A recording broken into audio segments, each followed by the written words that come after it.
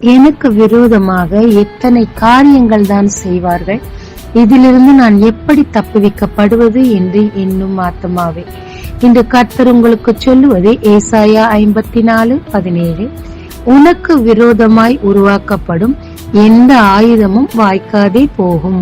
தாவீதின் மேல் உள்ள வீண் பொறாமையினாலே சவுல் பல விசை அவரை கொல்ல நினைத்தார். அவருக்கு விரோதமாக அம்பை எய்தார்.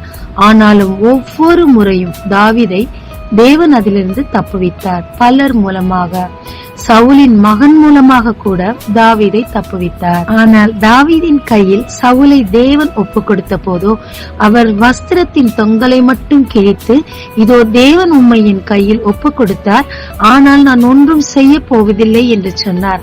அபிஷேகம் பண்ணப்பட்டவர் என்ற மரியாதையை எதற்கு கொடுத்தார்? கடைசியில் சவுல் எந்த ஆயுதத்தை தாவீதுக்கு விரோதமாக பயன்படுத்தினானோ அதே ஆயுதத்தில் தன்னைத்தானே மாண்டு கொண்டு செத்தான். தாவீதோ சவுலின் எல்லா ஆயுதங்களிலிருந்தும் தப்புவிக்கப்பட்டு சிம்மாசனத்தை அடைந்தார். ஆமாங்க, நமக்கு விரோதமாக எப்பேற்பட்ட ஆயுதம், பொய் சாட்சி, மந்திரம், மாயம் என்ன இருந்தாலும், என்ன குற்றச்சாட்டுகள் வந்தாலும் அது நம்மை பாதிக்காதபடிக்கு தேவன் அதிலிருந்து நம்மை விலகச் செய்வார், நம்மை பாதுகாப்பார். அவரே நமக்கு கேடகமாயிருப்பார்.